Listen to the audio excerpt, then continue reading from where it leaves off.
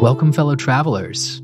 Welcome to another episode of Never Ending Adventure. My name is Ned. My name is Michael. Oh, wait, Russell? This is not Russell again? He's still not here. He's still dying on me. Full disclosure, this isn't 2 separate weeks.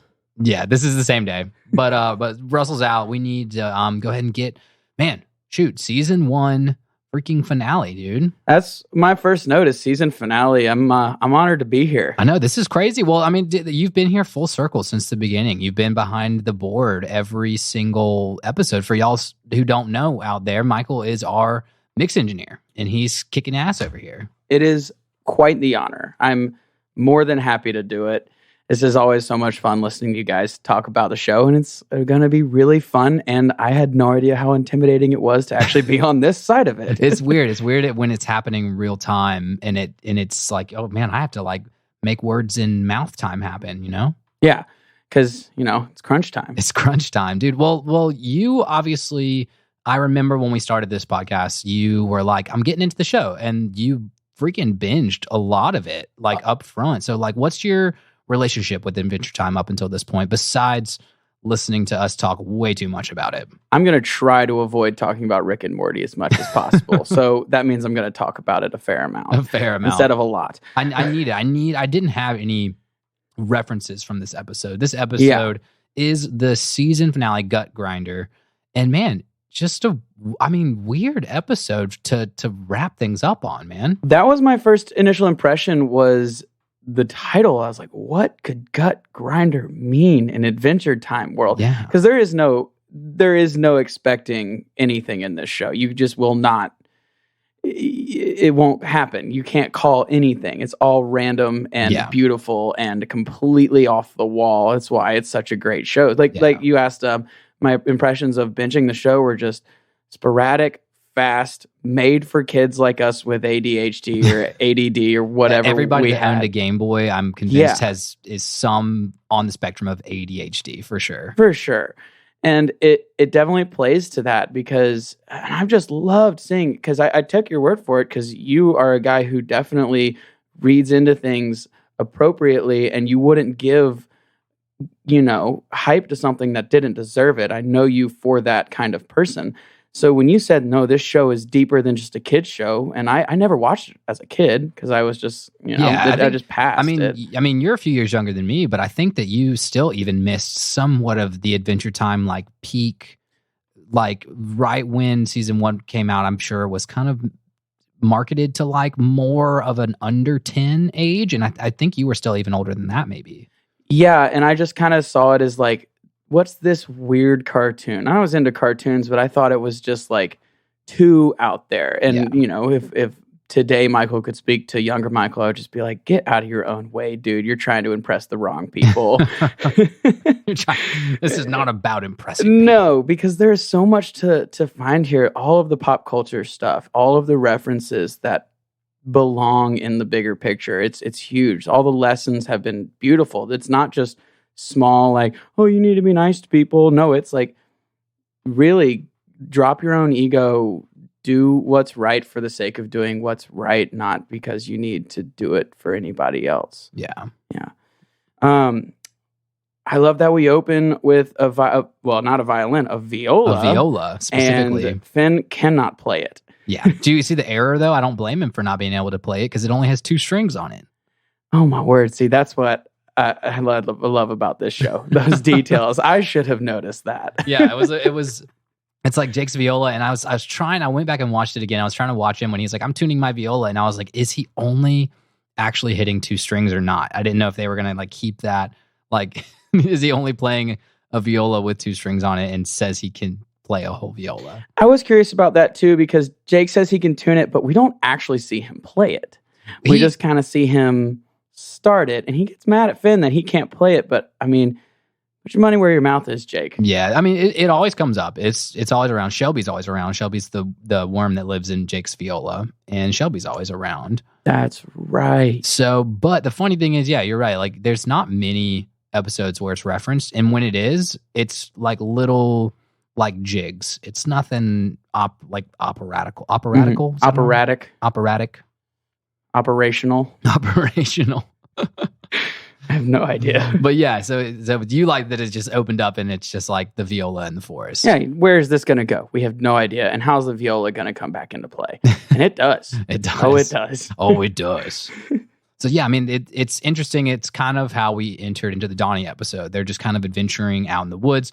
Finn comes out of, instead of grass this time, it's 2 bushes shaped like a butt, which I had to reference that in there. The butt too. references are so real in the show. And just because why not? Why not get back to farts and butts are funny? Yeah. Like, of course they are. Of course. I mean, like literally, even in like the most mature shows, I feel like they just, if they sneak a fart joke in once a season and people are like, give them a Nimmy. It's so funny. Yeah, exactly.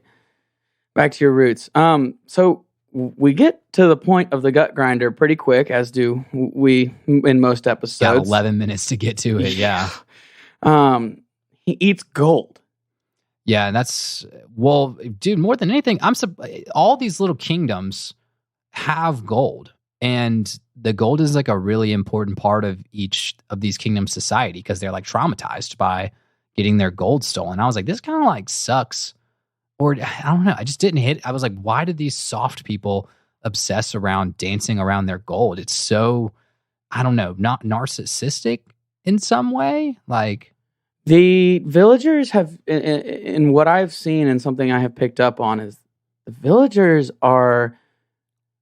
they tend to represent the human condition of just like simple, of your simple desires, your simple tendencies of they got too comfortable too quick because they're like, oh, well, he came and ate our gold but we solved it, but we kind of fell out of that solution pretty quick with the cup. Yeah. And we just put it back out in the open to dance around and just fell back into our old habits. And then the gold got taken away again. Yeah, I tried really hard to conceptualize how maybe the writers were trying to tongue-in-cheek represent society. Mm-hmm. Like, we like to hoard our gold and dance around it until someone else comes and steals it. Then we hide it. And then when we think we're comfortable around it again, we go and dance around it, we flaunt it. And I was like, I tried to really pull something deeper out of that, and it could just be a quick nod to society and being like, yeah, like once we get rich, we dance around our gold until we lose it, then we hoard it, and then once we get rich again and get comfy, we go back to the same old habits. I don't know. Yeah, it's a cycle that seems pretty unnecessary. Like, why are we dancing around gold in the first place? Why does that make us happy? Yeah, yeah, and they're like, I don't know, we really like it. Yeah, it's just, this is our gold. Yeah, and what were we, just like the least favorite characters of the episode were these soft people. We talked about this earlier. I completely agree because we were talking about potential lovelies, and I think someone who might be playing engineer right now said, "Oh, the soft people and the wee," and I was like, "No, that's a cringe character." Yeah, they're soft people. They have awful voices. Like, I could not stand to be there for more than a day. And they wee out of their armpits. Yeah, that's what my note says. Also gross. Just a lot of wee talk. Yeah, wee talk, and I think somebody said something about a butt in there, and I was like, these are just weird old people. Man. Weird, yeah, totally weird. But and we jump right into Finn swearing by justice, kind of along his theme of just being good for goodness sake. Mm-hmm. That was just interesting to me. He's just like, I swear by justice, and I was like, that's pretty solid, but also a vague swear. Yeah. Like, I swear by justice, meaning I will attempt to catch the bad guy, but if I don't, then justice wasn't served, and that's it. That's that, like but it amps the people up. I mean, it gets the crowd going. Mm-hmm. So what did you think? So I thought it was interesting because this last episode, when we were kind of in the peasant kingdom or whatever we want to figure out that's called, then we're in the soft kingdom, then this cube kingdom, then the sharp kingdom. And I was like, man, we are really going outside of the Candy Kingdom. Yeah, the Candy Kingdom. And kind of the universe that they've created was that there's Ice Kingdom, there's Candy Kingdom, hints of a Fire Kingdom. And I feel like this has been the first one where they venture like on this straight line path, and you see that there's all these kind of like micro kingdoms set up of the same race of people. Yeah, that was my question going into it. I was like, how is this the finale? What are they doing? Why are they doing this? I think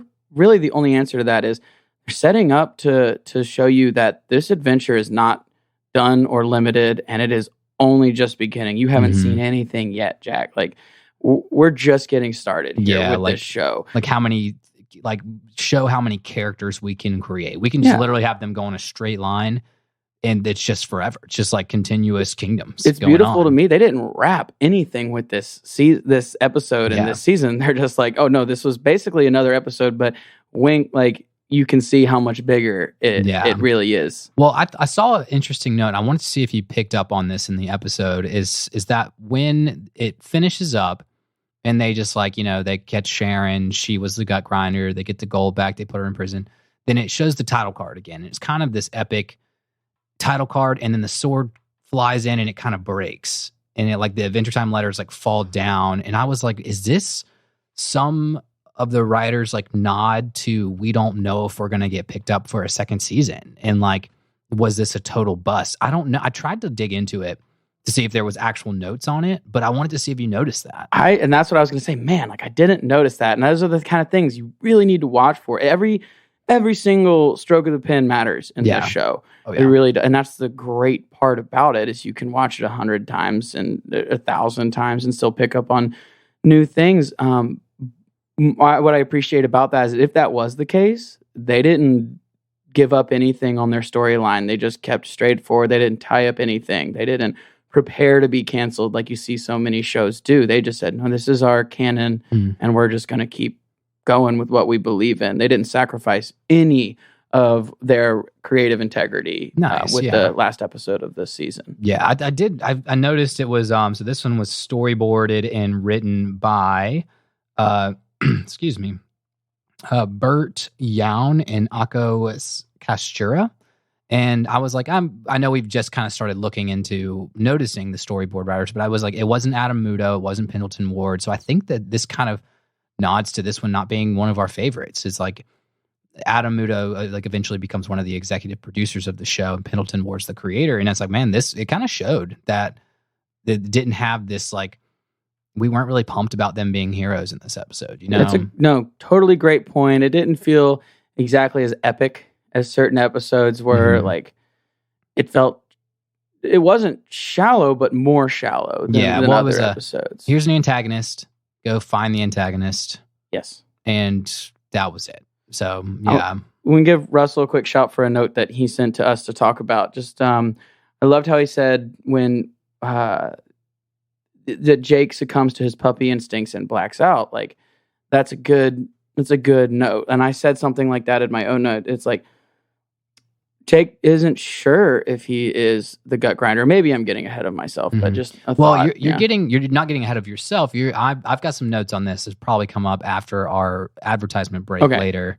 So no, continue your point, because it could pretty much tangent with mine, or it could be a good like lead in too. It was a new thing we see in Jake. Like, we don't often see him be a dog. Like, we do, and he has dog tendencies, but like, he was really just, they called him cute a lot, and he didn't like that. Like most dogs kind of, I don't know, dogs don't speak English, but he kind of really portrayed the animal of a dog and a puppy and a pet in this episode. Like, simple, quick to change his mind, kind of snapped at stuff. And then like we'll get into the hypnotized stuff later, but yeah, that was an interesting part for me, was like, he kept getting his belly rubbed and just conking out. Yeah.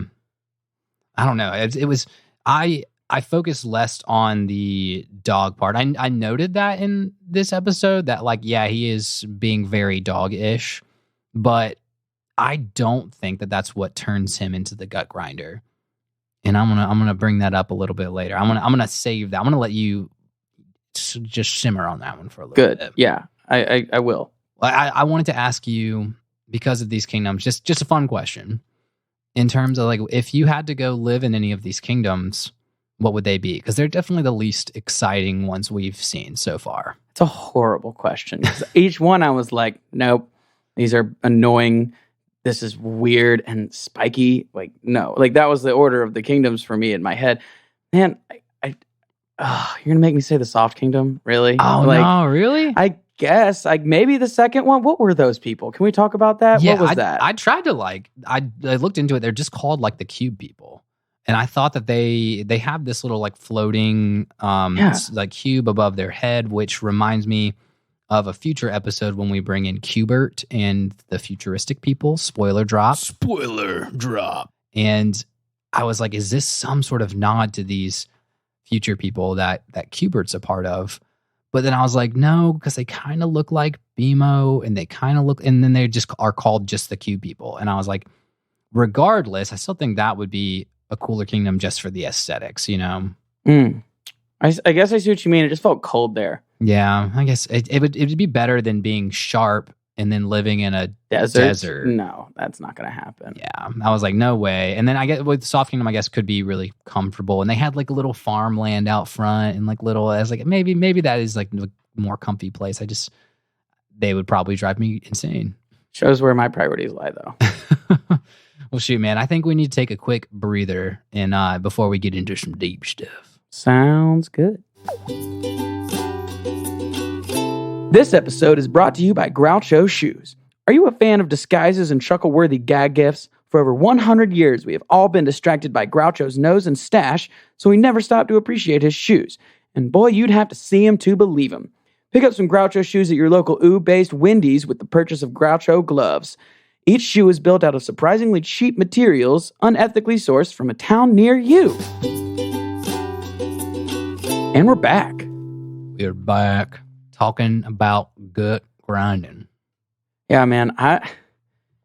Everyone thinks Jake is the gut grinder, and real time analysis. I don't think he is. I think everyone's in denial about something, and I think Jake is in denial about who he actually is in this episode. Yeah, I mean, I noticed it's interesting that Jake had this maybe I am the gut grinder vibe. Because we've kind of talked, I think it was one of the earlier episodes in the season, we brought up kind of Jake's unconscious mind in that he does have this tendency in a later episode with the little, where his tail goes off on an adventure when he's asleep.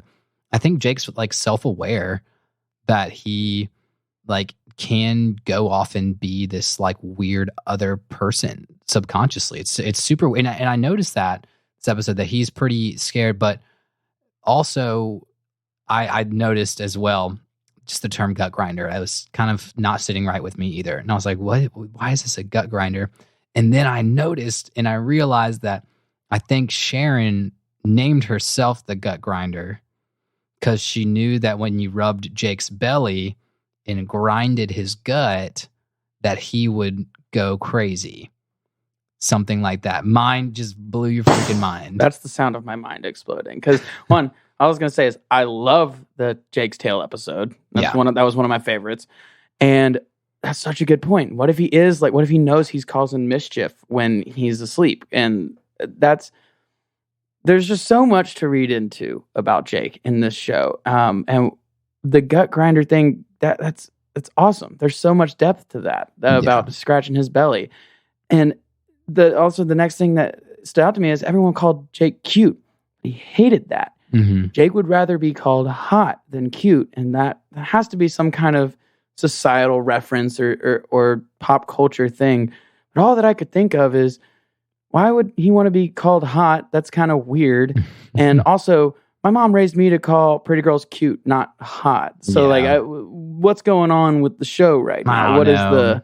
He probably wants to be old. He's older than Finn. I would just say, like, maybe he just doesn't want to be, like, young. You know? I keep forgetting that. Yeah, he's pretty seasoned. Yeah, but I mean, like, he also plays into being a cute little puppy to get out of messes sometimes. So I thought that was, you know, I didn't read into that too much in terms of, like, the cute versus hot stuff. Okay. Because I was like, yeah, that's Jake's personality. Like, he would just be like, yeah, I'm hot. I'm not cute, blah, blah, blah, you know?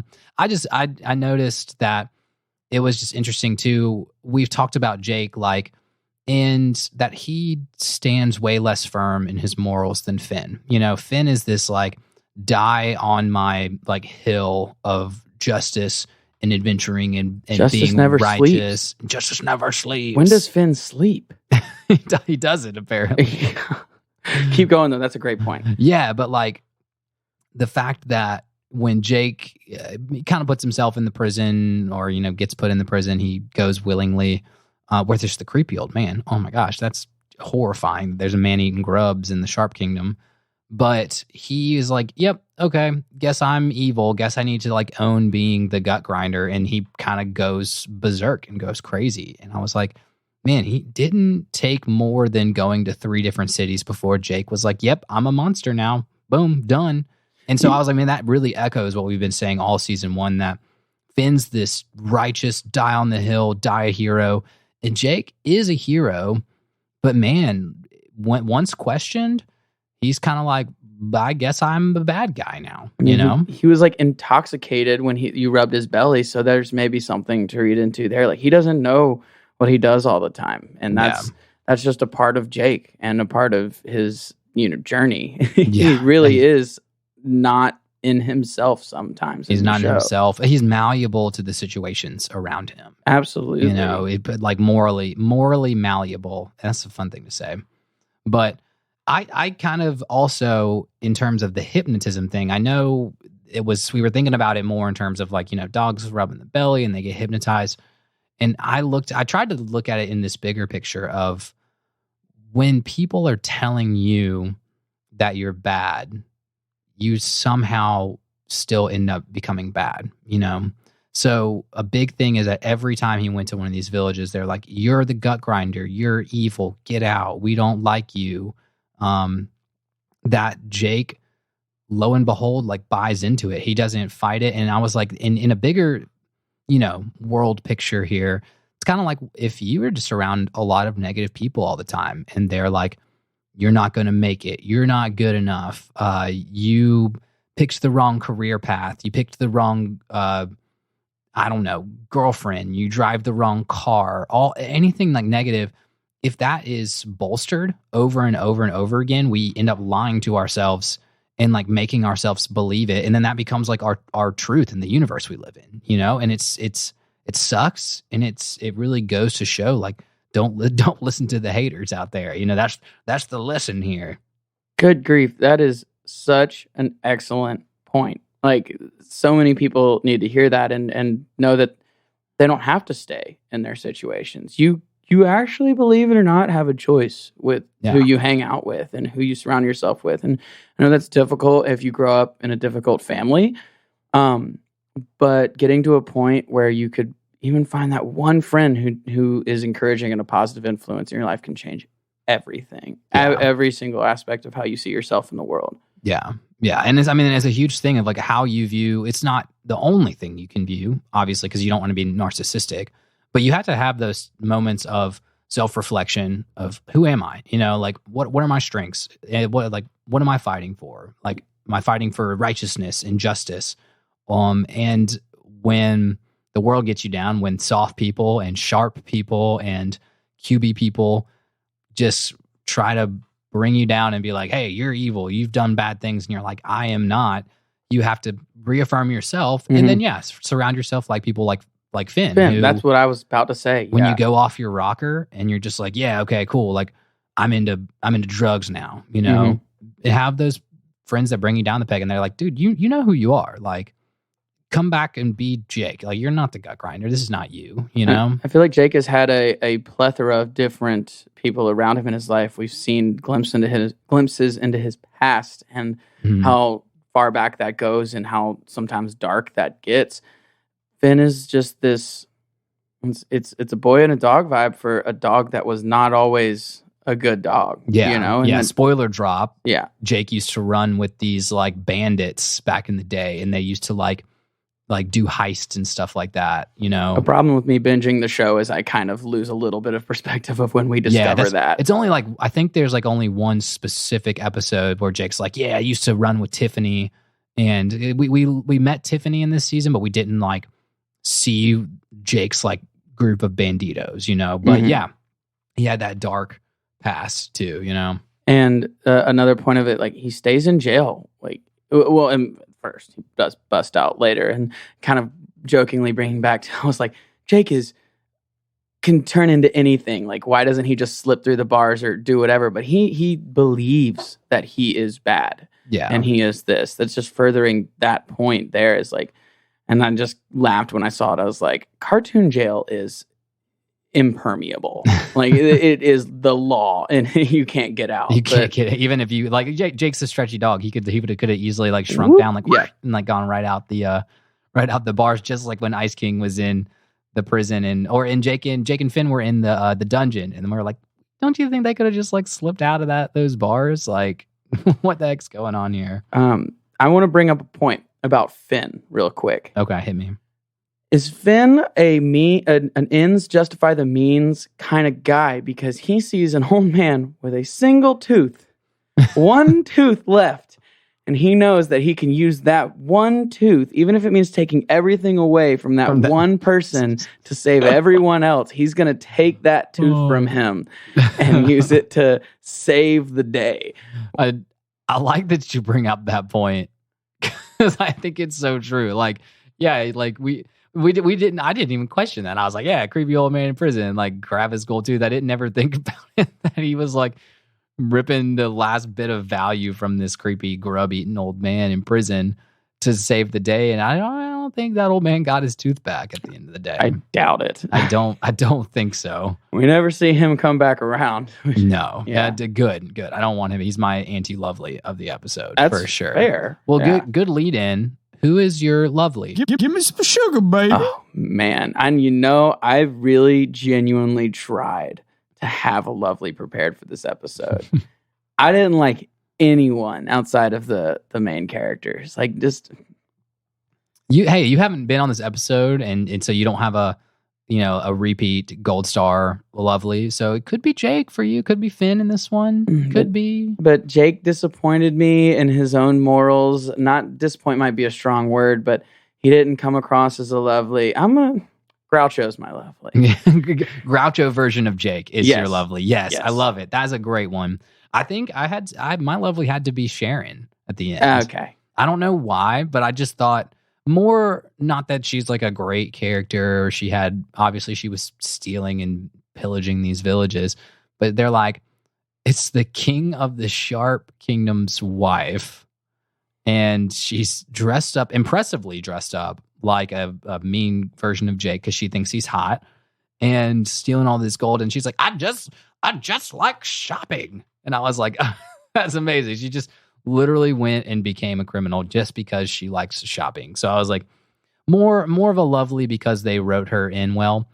However, I did think in terms of writing, it was a cop-out. It was a Scooby-Doo ending. Did you notice that? Oh, with just like, a mass reveal. Like, we don't get to see real justice served, even though that was the point of the episode. Like, it is absolutely a cop-out ending. And that's sort of what I said. I was like, the season ends with a spiky hug. This show is nuts and random. And what does that even do? But also there's more to it with the broken sword, like you brought up earlier. It didn't leave me sitting well, which I think is the point.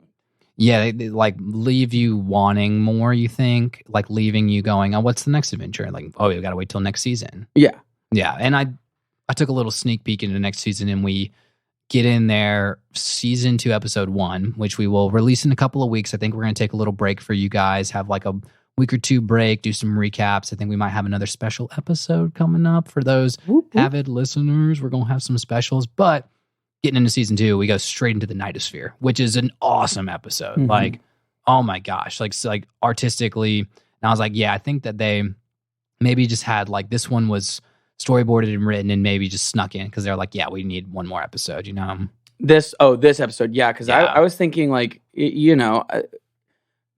God forbid that they were having to fight to keep this show on the air, but if they were dangling that like a carrot and a stick, like, hey, this episode's going to be the next season opener, so you wanna do that episode, keep us going, like, because that is awesome. You're so right. It bums me out because like the Billy episode ended so great. The Billy episode, like they run out of Billy's cave, and Billy, there's like the little transparent image of Billy, and he's like nodding his head at them, like, yes, go be adventurers. And I was like, that's way more epic and like pounding into like they're about to go be epic adventurers now, you know? It's like a double album.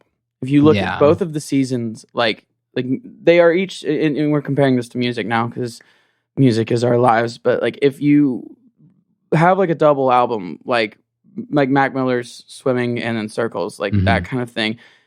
The last song of the first one isn't this epic, awesome thing. It does leave you wanting more. And many albums, many projects, many artists do this kind of thing. But the show, I feel like, is doing that. It's like an interlude episode right there at the end. You're like, why is that there? It's got to be important. I think because the show is meant to be and meant to flow and meant to have like a pulse like that. Okay. Yeah. Well, okay, you've turned me a little bit on at least their creative thought process of this being the season finale. So, and that makes me feel a little bit better, and it makes me excited for season 2 again, and not so like, oh, why did we end on Gut Grinder here? But weirdly enough too, to get into my factoids, lay it on me. And I just like didn't have a lot of facts from this one that weren't like right in front of your face. However, the only cool thing that I actually missed and had to read into was that when Finn is running from Jake, when Jake's evil, he rips his book bag. First of all, I was like, okay, cool. We finally get to see what's in Finn's book bag. Like, what's he carrying around? Obviously, Groucho masks. And there was like an eyeball. But apparently there was a piece of paper. And on it was a note from Princess Bubblegum. And it said, do not lose this paper. That was all it said. So it was so anticlimactic in so many different ways. Like no, but it was such like I was like, maybe they put that in there, and we've dug a lot into Princess Bubblegum in this show. So I was like, oh yeah, like it's another one of her things of like giving Finn this task where she doesn't give him what her end game is. Right. So like, don't lose this paper. Like, is this magic paper? Is this just you like mimicking me? And obviously Finn's got it in his book bag, and he's again just blindly listening to Princess Bubblegum, not losing this sheet of paper. And I thought that was funny. It felt like fun fact of the episode. It's a beautiful part of Finn's character. It's like just he is so loyal. Blind, yeah, but like the almost where it's a character flawed blind loyalty, but still like noble in his what you call it, his MO, A boy and his dog, and just the beautiful like mirror image of that loyalty. Like, yeah, the dog follows Finn everywhere, but Finn is right there next to Jake every single time, and you don't really think of it as that, but it is very much the case. Like how it's just he's got the loyalty to the people and loyalty to his code of heroism, I guess, like that, But fun facts, fun things to think on the show, but. Man, I didn't have much else to digest and or puke back up in this episode. What else do you got, man? Is that about as much as you kind of pulled out of this one? Yeah, this was an interesting episode to try to research and actually dig deep on. Lesson wise, man, I guess I just have to say, like, believe in yourself. Don't second guess yourself, because it will actually lead to some negative effects and some negative actions. Like, Jake did sort of turn it, not the gut grinder. He wasn't that in particular, but he did go down a pretty slippery slope there when he kept second guessing himself. Just, I would tell everyone, be confident in who you are. Yeah, and I did to echo it, and you phrased it better than I did, but mine was like. It shows how easy it is to become what people think of you. And society is brutal. You got to be firm in your own beliefs and have that self-awareness to know who you are at your core and not just conform to what society keeps telling you are. So that's like, that's an echo of that same exact point. I love that. Second lesson, Dookie is radical, man. Dookie is radical. Jake just loves poops. He's like, man, there's a lot. You don't even know. There's a lot of interesting smells in poop. So Dookie is radical, y'all. Dogs' noses are incredible. I actually think about that more often than I should, like dog ears and dog noses. I'm like, what is it like to experience the world with that kind of level of sense? Heightened sense. Yeah. Dookie is radical. Dookie is radical. Well, shoot, guys. Thank you guys again for listening to, holy crap, season 1 of Never Ending Adventure. Put a staple on it, pin it to your fridge, whatever. Season 1's done. We're wrapped up. Cha-ching. Cha-ching in the book, baby. Well, again, I've been Ned Pruitt. I'm Michael Hitchcock. And this has been our never-ending adventure that we've been taking you guys on. We miss you, Russell. We love you, Russell. He'll be back in for the specials and the beginning of season 2 in a few weeks. So we hope to see you guys there. Love you guys. Love you guys.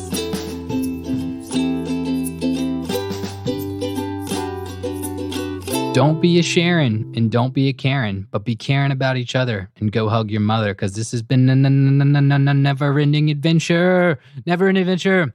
Season 1 is wrapped up. It's forever. 9 seasons. Series arc. It's going to be forever. Do 9 seasons. 9 seasons. You're going to watch them all and listen to them all. And season 1 goes forever and never-ending adventure because it just lasts forever. Okay, watch it. 9 series arc. It's going to be fun.